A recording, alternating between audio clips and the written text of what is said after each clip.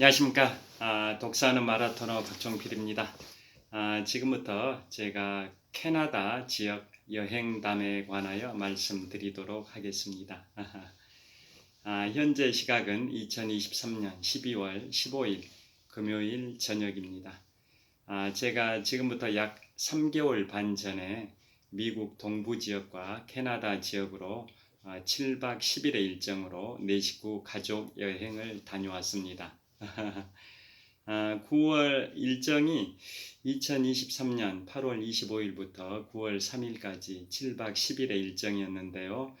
대략적인 코스는 제일 먼저 미국의 수도 워싱턴 DC, 미국과 캐나다 국경에 있는 세계 3대 폭포 중의 하나인 나이아가라 폭포, 그 다음에 캐나다로 이동해서 캐나다 제1의 도시인 토론토, 그 다음에 킹스턴의 천섬, 캐나다 제2의 도시인 몬트리올, 캐나다 최대 관광 도시인 퀘벡, 그 다음에 다시 미국으로 들어와서 미국 역사의 시작점인 보스턴, 그 다음에 세계 최대 규모의 경제 도시, 세계 경제의 중심 뉴욕 순으로 여행을 했었는데요. 그 중에 오늘은 이제 캐나다 지역의 토론토, 킹스턴의 천섬, 몬트리올, 퀘벡 이 4개 지역의 여행담에 관하여 말씀드리고자 합니다. 제가 지난 9월 3일에 여행을 다녀와서 약 5주 후에 출간했던 책이 인문학서적 5번째 작품인 북미, 유럽, 동아시아 견문록입니다. 346페이지 분량으로 미국 지역, 캐나다 지역, 그리고 13년 전에 갔었던 유럽의 이탈리아, 스위스, 프랑스 지역, 그리고 6년쯤 전에 갔었던 2017년도 일본의 오사카, 교토 지역, 대만의 타이베이, 화롄 지역, 여행기 등을 다 수록을 하고 있는데요.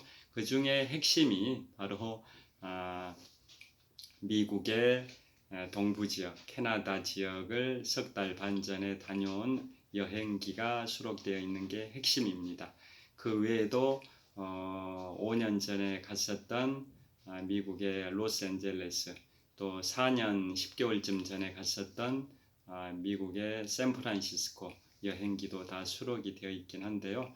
가장 그 핵심을 다룬 지역은 바로 미국 동부 또 캐나다 지역입니다. 그래서 제가 최근 들어서 미국에서 미국 여행, 미국 동부와 캐나다 여행을 다녀온 지 9월 3일에 귀국을 했으니까 귀국 103일 정도 됐는데요.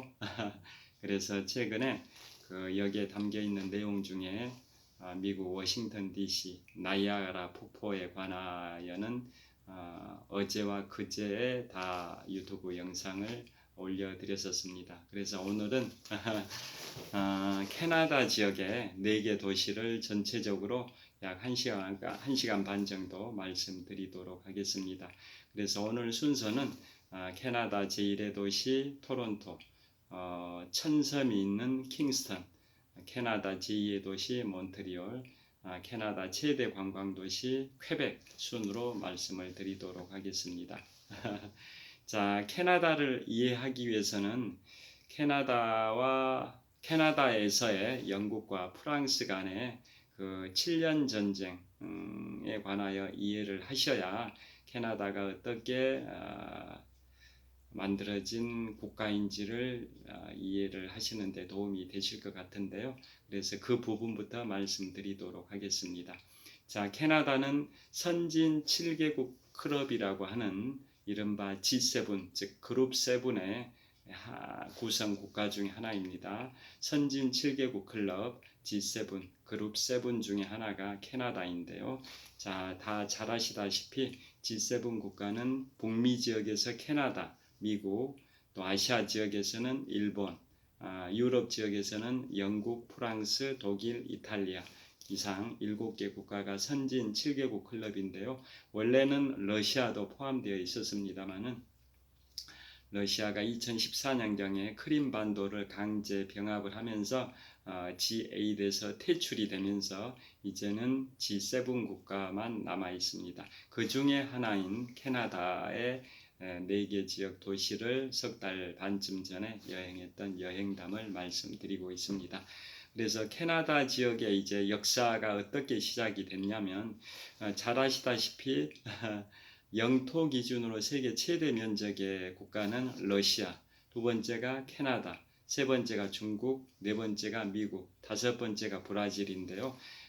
영토 기준으로 영토 면적으로 세계에서 두 번째로 넓은 나라이기도 한 캐나다는 미국의 역사보다 약 85년 정도 빠르다고 생각하시면 되겠습니다. 자, 미국의 역사는 1620년에 영국의 청교도들이 영국의 종교 박해를 피해 가지고 메이플라워를 타고 미국의 매사추세츠주 보스턴에 1620년에 들어온 게 미국 역사의 시작이라고 볼 수 있는데요. 그보다 무려 85년이 앞선 1535년에 프랑스의 앙리 4세 국왕 시절에 탐험가 자크 카르티에가 있습니다. 자크 카르티에가 탐험가로서 쭉 대서양 서쪽 지역에 있는 캐나다 동부 지역의 뉴펀들랜드 이 지역을 탐험하면서 캐나다의 동부 지역을 발견을 했고요. 그 이듬해인 1535년에 그 뉴펀들랜드에서 좀 더 서쪽으로 가니까 캐나다 동부 지역에 세인트 로렌스 강 하류가 있습니다. 세인트 로렌스 강 하류에서 약간 더 들어가니까 이제 세인트 로렌스 강이 쭉 이제 남서쪽으로 1197km에 걸쳐서 뻗어 있습니다. 대략 1200km 정도 되니까 3천리에 걸쳐서 세인트 로렌스 강이 펼쳐져 있는데요. 대서양 동부 그 캐나다 동부 지역에 있는 뉴펀들랜드 그 지역의 근처에 세인트 로렌스 강 하류가 있고 그곳에서 세인트 로렌스 강이 남서쪽으로 1197km, 1200km 정도 해당되는 약 3천리에 걸쳐서 우리나라를 삼천리 금수강산이라고 하는데요. 무려 1200km에 걸쳐서 뻗어 있는 강이 세인트 로렌스 강입니다. 서울 부산의 거리가 약 400km니까 그의 3배 정도 해당되는 길이가 바로 세인트 로렌스 강인데요.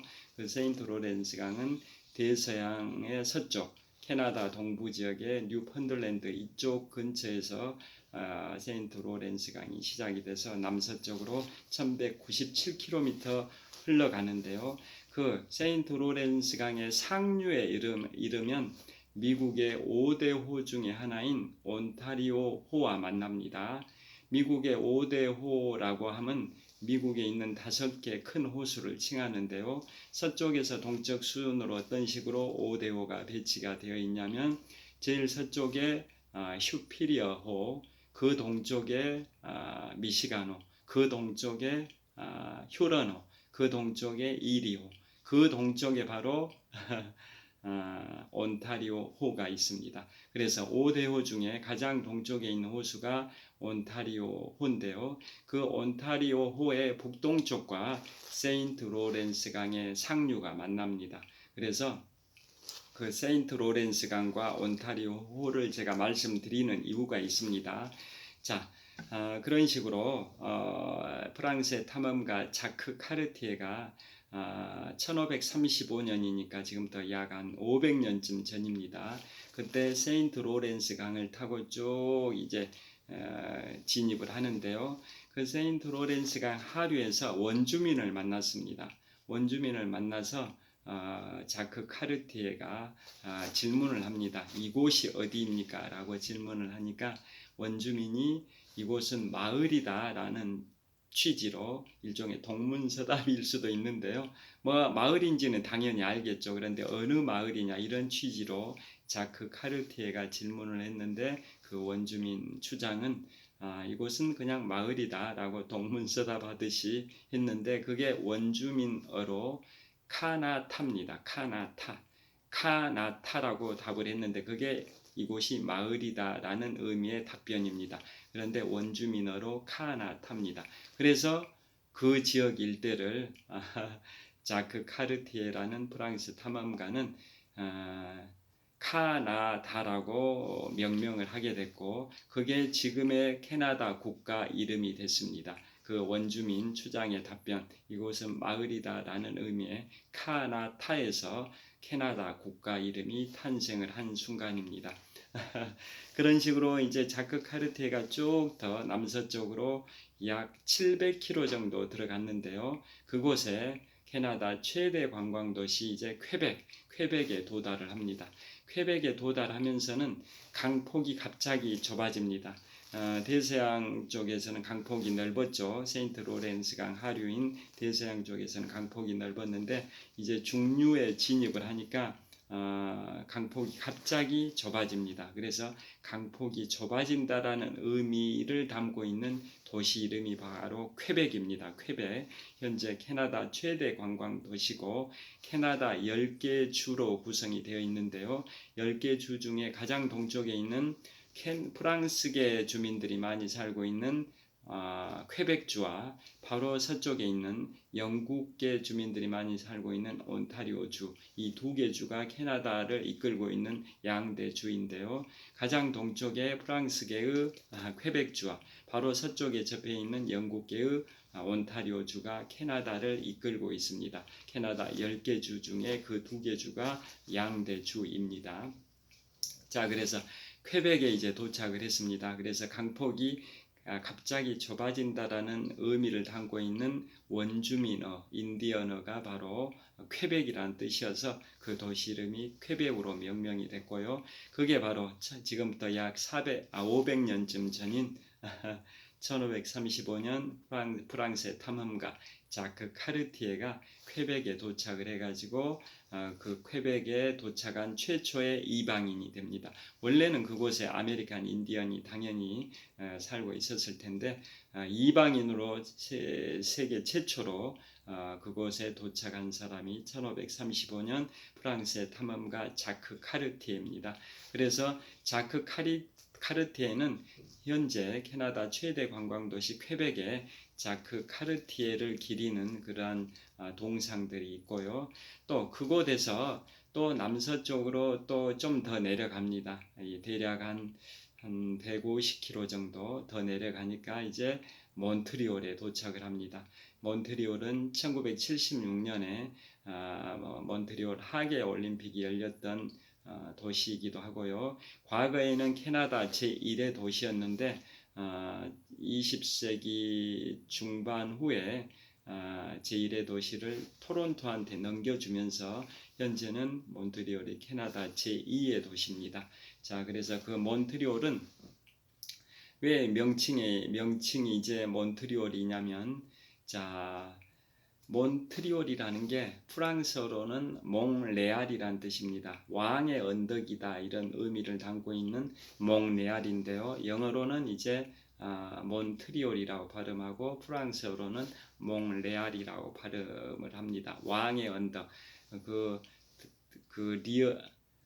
몬트리올은 몬트와 로얄의 합성어인데요. 몬트는 이제 영어의 마운틴, 산이다 이런 의미를 담고 있고요. 로얄은 왕, 황제 이런 의미를 로얄 패밀리 할 때 로얄은 왕이라는 의미를 담고 있다 보니까 몬트리올은 왕의 언덕이라는 의미를 담고 있는 도시 이름이 바로 몬트리올. 프랑스어로는 몽레알입니다. 자, 그래서 그 프랑스의 탐험가 자크 카르티에가 1535년에 퀘벡에 도착을 했고 그 다음에 좀 더 남서쪽으로 가서 몬트리올에 도착을 했는데요. 자, 그래서 서방 이방인으로 최초로 그 퀘벡과 몬트리올에 도착한 사람이 프랑스의 탐험가 자크 카르티에입니다. 자, 그리고 위도상으로 보면 캐나다 굉장히 추운 도시인데요. 우리나라 서울은 북위 37도입니다. 북위 37도. 그리고 미국의 서부의 샌프란시스코도 서울과 동일한 북위 37도에 위치를 하고 있는데요. 반면에 캐나다 최대 관광도시 퀘벡은 북위 46.5도입니다. 서울보다 북위가 약 한 10도가 더 높고 또 몬트리올도 북위 45.7도, 퀘벡하고 거의 비슷합니다. 그렇다 보니까 퀘벡과 몬트리올은 서울보다 북위 고도가 약 10도가 더 북쪽에 있다 보니까 굉장히 춥습니다. 그걸 일단 염두에 두셔야 되고요. 그래서 캐나다 인구가 얼마 정도 될 것 같습니까? 우리나라 인구가 대략 한 5,144만 명 정도 되는데요. 캐나다 인구는 대략 3,900만 명 정도 되는데 그 인구의 대부분이 미국과 캐나다 국경으로부터 100마일, 대략 160km 이내에 거주를 하고 있습니다. 그 이유는 캐나다는 북위 고도가 높다 보니까 굉장히 추운 나라다 보니까 미국과 캐나다 국경선에서 대략 100마일, 160km 이내에 인구 3,900만 명의 대다수가 거주를 하고 있습니다. 그래서 캐나다 제1의 도시는 토론토, 2의 도시가 몬트리올, 3의 도시가 밴쿠버, 4의 도시가 수도 오타와 순인데요. 자, 그런 식으로 세인트 로렌스 강의 중류 정도에 위치하고 있는 퀘벡과 거기서 남서쪽으로 한 150km 더 내려가면 몬트리올이 바로 1535년 자크 카르티에에 의해서 최초로 발견이 됐고요. 그 다음에 세월이 약 한 73년 정도 흘러가지고 1608년에 이제 또 다른 프랑스의 탐험가가 누구냐면 샹플랭입니다. 샹플랭이라는 탐험가가 이제 마을을 정착시키기 위해서, 정착촌을 만들기 위해서 다시 퀘벡과 몬트리올을 방문합니다. 그러니까 최초로 거기를 발견한 사람은 1535년에 자크 카르티에고 정착촌을 건설하지 못했었습니다. 그리고 자크 카르티에가 1535년에 퀘벡과 몬트리올을 발견을 했는데요. 그 몬트리올에 도착을 해가지고 그 단풍이, 가을 단풍이 너무나도 아름다웠습니다. 그래서 그 단풍에 취해가지고 캐나다 국기의 무늬가, 그 그림이 단풍잎이지 않습니까? 영어로 메이플 립이라고, 단풍잎이 캐나다 국기의 그 그림이지 않습니까? 그만큼 캐나다는 단풍이 유명하고 캐나다의 3대 특산품 중에 하나가 메이플 시럽이기도 한데요. 자, 캐나다의 그 몬트리올의 단풍에 너무나도 멋져가지고 그 이방인으로서는 캐나다의 최초로 1535년에 도착한 그 자크 카르티에가 그 몬트리올의 단풍에 취해가지고 세월 가는지 모르고 지나다 보니까 겨울이 와버렸습니다. 그래서 겨울이 되니까 세인트 로렌스 강이 꽁꽁 얼어붙어 버렸습니다. 그래서 항해를 할 수가 없습니까? 강을 타고 고국인 프랑스로 돌아갈 수 없다 보니까 어쩔 수 없이 거기에서 겨울을 지낼 수밖에 없었는데요. 북위 45.7도에 굉장히 높은 지역에 있는 북극권에 가까운 그 지역에 있는 몬트리올이다 보니까 거기 탐험대원들의 상당수가 얼어서 죽고 굶어 죽고 질병으로 죽어버렸습니다. 소수 자크 카르티에 탐험대장을 포함한 소수만 살아가지고 이듬해 봄이 되니까 세인트 로렌스 강의 얼음이 풀려서 고국으로 돌아갔는데요. 자, 그런 식으로 1535년에 최초로 퀘벡과 몬트리올을 발견한 사람은 자크 카르티에인데 그로부터 약 70여 년이 지난 1608년에 프랑스의 또 다른 탐험가 샹플랭이 퀘벡에 도착해가지고 거기에 정착촌을 건설을 했습니다. 정착촌을. 자크 카르티에는 발견만 했지 정착촌을 건설한 건 아닌데요. 그로부터 약 70여 년이 지난 1608년에 샹플랭이라는 프랑스 탐험가가 그 퀘벡의 정착촌 도시를 건설했습니다. 그래서 퀘벡에는 지금 뿌띠 샹플랭 거리가 있습니다. 뿌띠 샹플랭 거리, 그곳은 북미에서 가장 오래된 번화가입니다.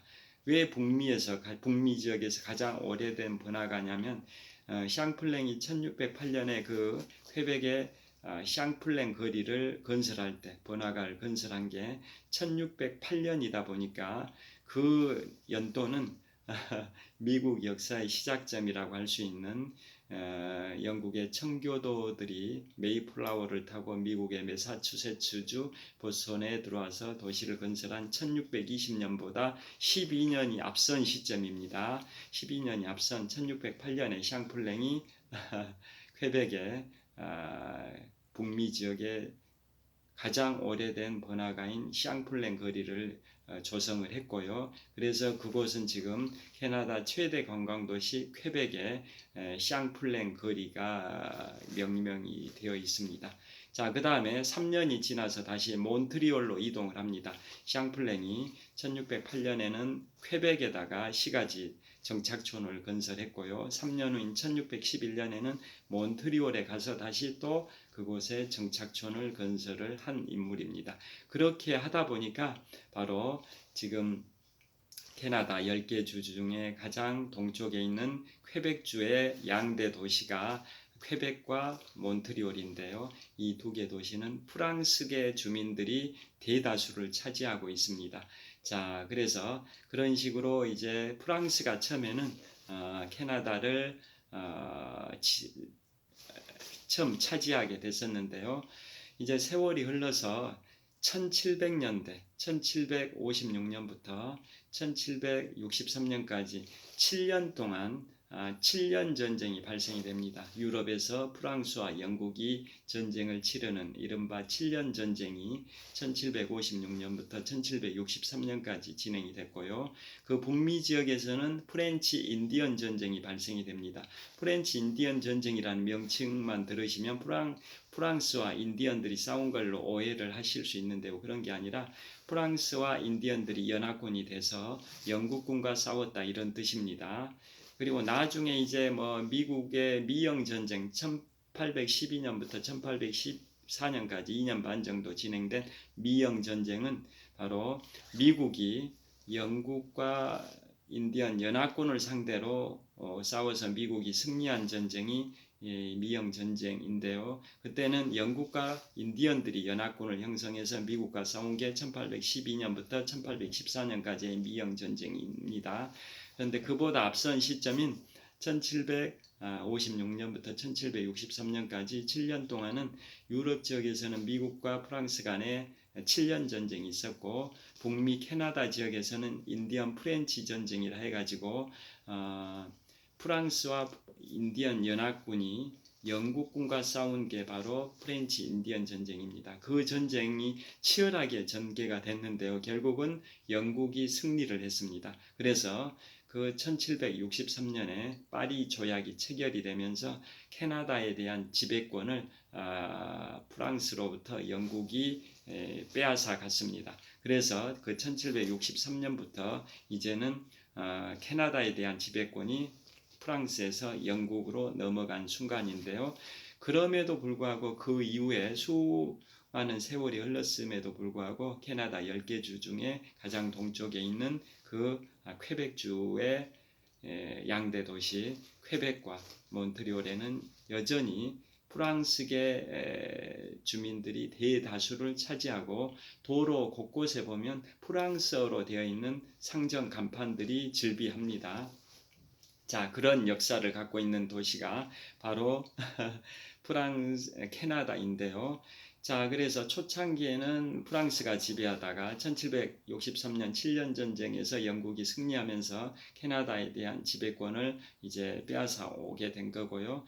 그 다음에 이제 영국계 주민들이 이제 주로 공략했던 그 지역이 어디냐면 지금의 온타리오주의 캐나다 제1의 도시 토론토입니다. 그래서 그 토론토가 캐나다 제1의 도시입니다. 광역 위성도시까지 합하면 인구가 약 1000만 명 정도 되기 때문에 캐나다 전체 인구 3,900만 명 정도의 약 4분의 1에 해당되는 큰 도시가 캐나다 제1의 도시 토론토인데요. 왜 토론토가 영국계 주민들이 이제 주로 거기에 거주를 하게 된 배경은 바로 미국이 독립전쟁을 하던 미국이 영국으로부터 독립전쟁을 하기 위해서 1775년 4월 19일 렉싱턴 콩코드 전투를 시작으로 독립전쟁이 시작이 됐고, 그로부터 약 8년 동안 독립전쟁이 전개되고 1783년에 독립전쟁이 끝납니다. 그거 역시 파리 조약을 통해서 미국이 영국으로부터 독립됐다라는 게 국제적으로 인정을 공인을 받았는데요. 그 미국 독립전쟁 8년 기간 동안 그 영국으로부터 독립해야겠다라는 독립파도 있었고, 또 영국으로부터 독립까지 할 필요는 없고 조세 정책에 있어서 차별적 정책만 없애면 영국으로부터 굳이 독립까지 할 필요는 없다라는 왕당파 정치 세력들이 있었는데요. 결국은 독립파가 득세하다 보니까 미국은 영국으로부터 독립을 하기 위해서 1775년부터 1783년까지 8년 동안 독립전쟁을 했던 거고요. 그 독립파가 주도해서 독립전쟁이 벌어지다 보니까 영국으로부터 독립까지 할 필요는 없다라고 주장했던 왕당파들은 대부분 5대호를 건너가지고 캐나다 지금의 토론토로 이주를 했습니다. 그러다 보니까 그 미국의 왕당파 세력들이 이주해 간 지역이 바로 지금의 캐나다 제1의 도시 토론토 지역입니다. 그래서 영국계 사람들이 식민지인들 자체가 영국에서 건너온 사람들이다 보니까 영국계이지 않습니까? 그래서 미국에 정착했던 그 영국계 식민지인들 중에서 독립파들은 영국을 상대로 독립전쟁을 했고, 전쟁 반대파들인 왕당파들은 그 독립전쟁을 피해가지고 5대호를 건너서 캐나다의 토론토로 가가지고 정착을 하게 된 겁니다. 그래서 지금 캐나다가 영국계 캐나다 토론토는 영국계 주민들이 압도적으로 많은 비중을 차지합니다. 그래서 20세기 중반까지만 하더라도 캐나다 제1의 도시는 프랑스계의 몬트리올이었는데요. 20세기 중반 이후에는 캐나다 제1의 도시가 토론토로 바뀌었습니다.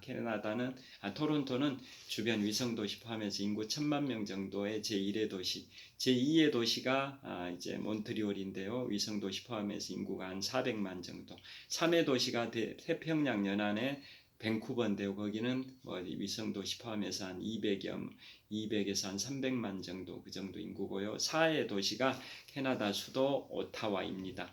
자, 그래서 결론은 캐나다 10개 주 중에 가장 동쪽에 있는 퀘벡주의 퀘벡과 몬트리올이라는 양대 도시는 프랑스계 주민들이 많이 살고 있고요. 그 중에 퀘벡은 최대 관광 도시고 몬트리올은 제2의 도시입니다. 그 다음에 10개 주 중에 동쪽에서 두 번째로 있는 가장 동쪽은 퀘벡주, 바로 서쪽에 접해 있는 게 온타리오주인데요. 온타리오주의 주도이자 캐나다 최대 관광 도시는 위성도시 포함해서 1000만 명의 인구가 살고 있는 캐나다의 토론토입니다. 자, 그런 식으로 영국계와 프랑스계가 이렇게 분산돼 가지고 캐나다의 도시를 건설을 하고 있는데요. 그래서 캐나다 수도를 어디로 정할 것인가에 관하여 굉장히 이제 각 도시들이 각축전을 벌였습니다. 1800년대 해가 지지 않은 영원한 대영 제국을 건설한 영국의 빅토리아 여왕 시절에 캐나다의 그 수도가 토론토, 그 다음에 킹스턴, 퀘벡, 그 다음에 몬트리올, 이런 4개 도시를 번갈아 가면서 캐나다의 수도였었는데요. 그런데 정식으로 수도를 정하기 위해서 서로 유치전을 펼쳤습니다.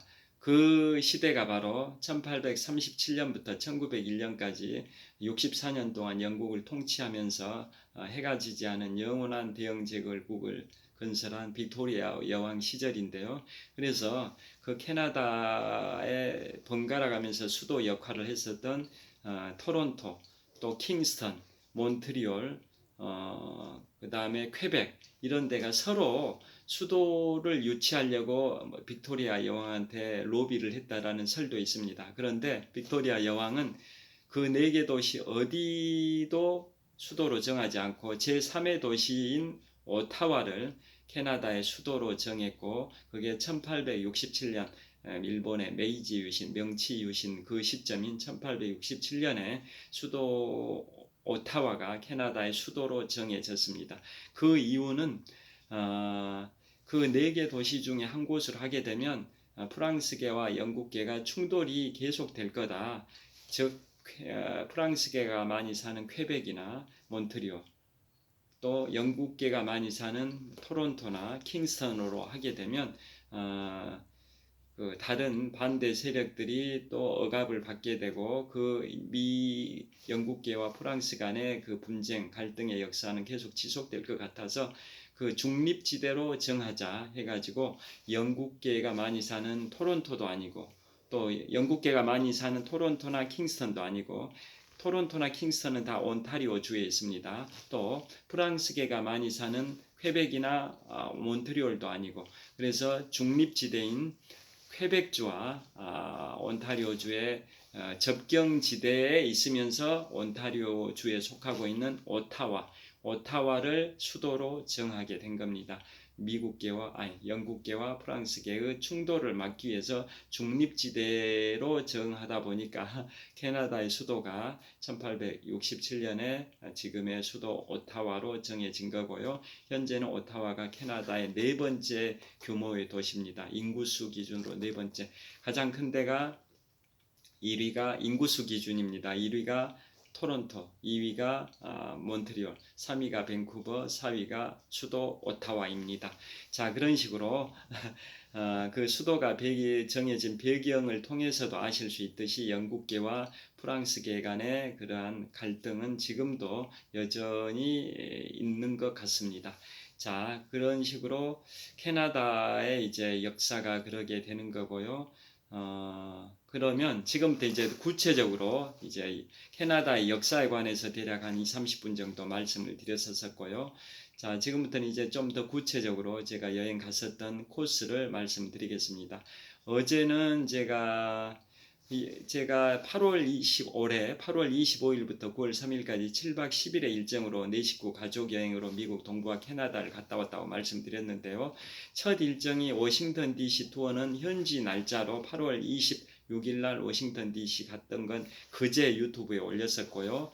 또 다음 날인 8월 27일에 세계 3대 폭포 중에 하나인 미국과 캐나다 국경에 있는 나이아가라 폭포를 갔던 내용은 어제 유튜브에 올렸었고요. 오늘은 이제 캐나다 지역을 순서대로 토론토, 킹스턴의 천섬, 몬트리올, 퀘벡 순으로 4개 도시 투어를 순서대로 말씀드릴 텐데요. 자, 먼저 캐나다 제1의 도시 토론토를 갔습니다. 자, 토론토는 갔던 날짜가 현지 날짜로 8월 28일입니다. 그때 갔을 때 그 오전에는 나이아가라 폭포에서 유람선 투어를 마치고 나이아가라 폭포에서 120km 거리에 있는 토론토로 이동을 했는데요. 그 5대호 중에 가장 동쪽에 있는 온타리오호의 남서쪽에 있는 게 세계 3대 폭포 중에 하나인 나이아가라 폭포고 그곳에서 1박 2일 동안의 투어를 마치고 이제 점심 무렵에 토론토를 향해서 이제